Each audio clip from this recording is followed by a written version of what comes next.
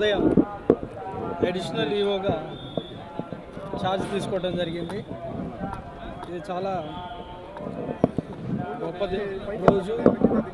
దేవదేవుని సన్నిధిలో ఇంత గొప్ప అవకాశం రావడం నాకు చాలా సంతోషకరం.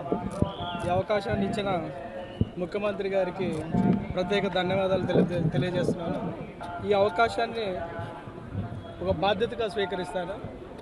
ఈ బాధ్యత ద్వారా తిరుమలలో వచ్చే దేశంలో నుంచి, రాష్ట్రాల్లో నుంచి, అంతర్జాతీయంగా వచ్చే భక్తులు ప్రయోజనాలను ఎలా ఇంప్రూవ్ చేయాలి, వాళ్ళ సౌకర్యాలను ఎలా ఇంప్రూవ్ చేయాలి అనే దాని మీద వర్క్ చేస్తాము.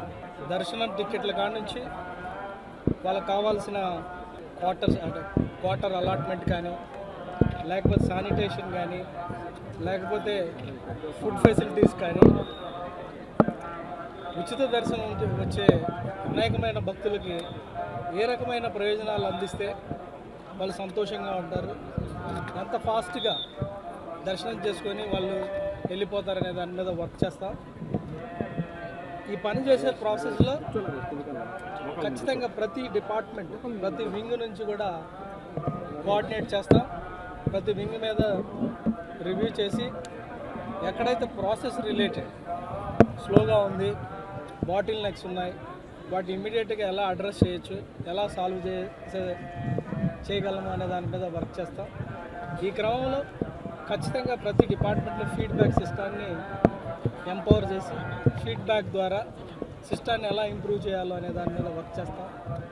ఈ క్రమంలో అందరు stake holders, temple administration, temple related ఉన్న అందరు స్టేక్ హోల్డర్స్ వాళ్ళ యొక్క అభిప్రాయాలను కూడా స్వీకరించి ఏది బెస్ట్ ఉంటుందో అడ్మినిస్ట్రేషన్కి, భక్తులకి ఏది బెస్ట్ ఉంటే అది చేయటానికి ప్రయత్నం చేస్తాం.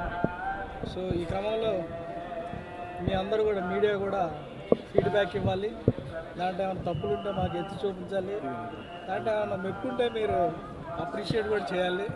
సో మీ ఒపీనియన్ కూడా మేము ఖచ్చితంగా కన్సిడర్ చేస్తాం. అక్కడ మనందరం కూడా కలిసి పనిచేయాల్సిన, ఒక టీమ్గా వర్క్ చేయాల్సిన అవసరం ఎంతైనా ఉంది. ఈ టీం వర్క్ బిల్డ్ చేస్తాము.